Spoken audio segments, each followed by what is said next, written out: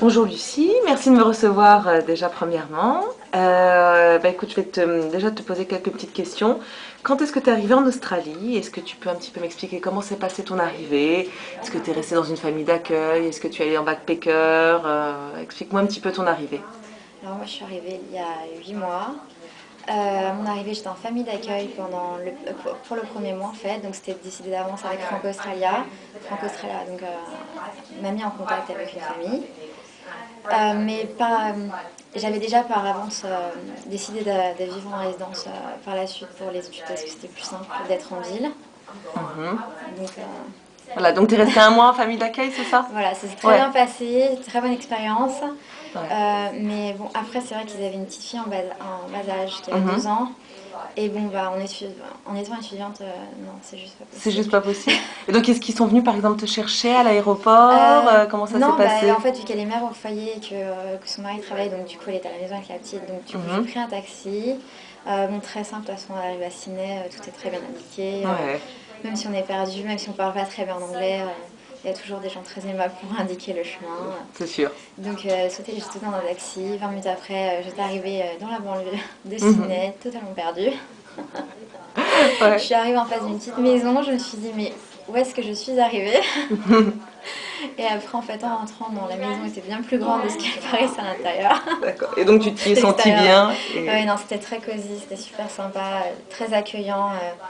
Bon, à part après, se mettre à la vie australienne, les horaires de repas ne sont pas du tout les mêmes. Le décalage horaire, 24 heures de vol, c'est une catastrophe en Voilà.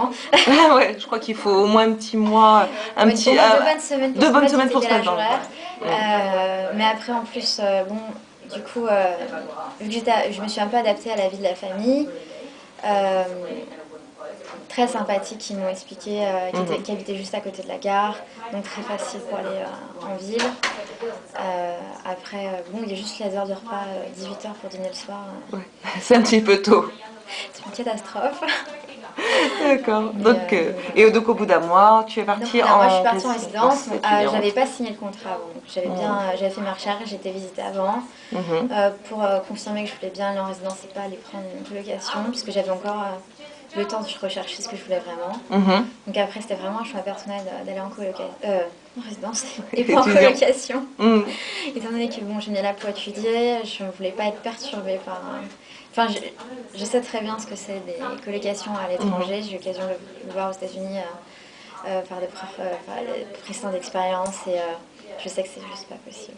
D'accord. Enfin, si on aime faire la fête, oui, c'est très bien. Ouais, Si on veut se mais... concentrer sur cette étude, ça peut être plus difficile. D'accord. Donc, mais bon, après, voilà, le budget n'est plus le même. Et ta résidence hôtelière, ta résidence pardon, étudiante, tu me disais, est donc située Ouais. en plein cœur de Sydney. Donc à 10 minutes de la gare centrale, Mhm. un quart d'heure du centre-ville, centre commercial juste en face, simplement traverser la rue, piscine, salle de sport, toutes les facilités, convenience store, donc c'est-à-dire des petits shopping 24/24 ouverts 7 jours sur 7. Donc tu es dans les meilleures conditions pour pouvoir Voilà, étudier ici. meilleures conditions. Donc après, il y a des différentes tranches de prix. Il y a des activités qui sont organisées dans la résidence. Il y a des parties communes, chambres individuelles ou des chambres qui peuvent être partagées. Il y a vraiment, enfin, il y a plein de possibilités. Enfin, c'est Mhm. vraiment, c'est pas, enfin, je trouve que les logements, il y a plus d'offres de logements pour les étudiants ici qu'à Paris. D'accord, Donc, et c'est beaucoup plus facile de trouver. d'accord. Et niveau des contrats, enfin tout est beaucoup plus Plus simple. simple. Il n'y a pas toute la paperasse avec Mhm. 1 an de contrat ou quoi. Non, c'est pour 1 mois, pour 3 mois, même des colocations, tout est très, très simple. Ça se trouve assez facilement et pour toutes les tranches de prix. Donc, Ok, voilà. parfait. Et pourquoi tu as choisi Sydney plutôt, et pourquoi pas Melbourne ou Brisbane ou explique-moi un petit peu. Alors moi, mon choix n'a pas été par rapport à la ville, mais plus par rapport à mon école et par rapport à... Parce qu'en fait, je suis en échange avec mon école à Paris, Quelle est ton école à Paris? l'ESGCI. D'accord. Donc j'avais plusieurs choix, aux États-Unis, en Angleterre, en Irlande. Euh, en République tchèque, en Espagne, en Australie, Nouvelle-Zélande. Donc après, mon choix était basé vraiment sur l'école, sur le programme qui était offert et sur toutes les infrastructures de mon école qui est vraiment très bien. Enfin, en arrivant, enfin, je savais que l'école était bien. Maintenant, en arrivant, j'étais vraiment surprise de tout le soutien qu'il y a derrière, que ce soit les enseignants, l'administration ou toutes les personnes extérieures qui sont aussi là pour nous aider.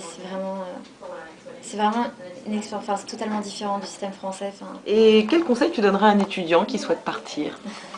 Est-ce que tu lui dirais de bien préparer avant, de bien se renseigner, de mettre des sous de côté Ouais, déjà, je conseillerais vraiment de passer par Franco Australia parce que vraiment, enfin, il facilite vraiment toutes les démarches. Moi, je sais que bon, bah, ça aurait été quand même plus difficile. Enfin, trouver une famille d'accueil ou simplement aller sur Internet, on ne sait pas forcément où on va tomber, on ne sait pas si ça va vraiment être sûr. Enfin, il faut quand même penser à sa sécurité, enfin, c'est quand même important, pas non plus n'importe où. Même si ici, enfin, au niveau de la sécurité ici, c'est enfin, pas du tout comme à Paris, il y a beaucoup moins. Enfin, après, j'ai jamais vu de délinquance ici. Enfin, c'est très sûr. Enfin, je suis dans le métro le soir, j'ai pas du tout peur. C'est vraiment très différent. Mais bon, on sait jamais d'où on peut tomber, donc vraiment faire ses recherches, savoir où on veut vivre, en colocation, ou en famille d'accueil, ou en résidence, sachant qu'un choix n'est pas définitif et qu'on peut changer. Après, il ne faut pas prendre, ne jamais prendre un contrat d'1 an et prendre plutôt des courtes durées, sachant que c'est toujours renouvelable. Tout à fait, ouais. Donc, et après, préparer un bon budget.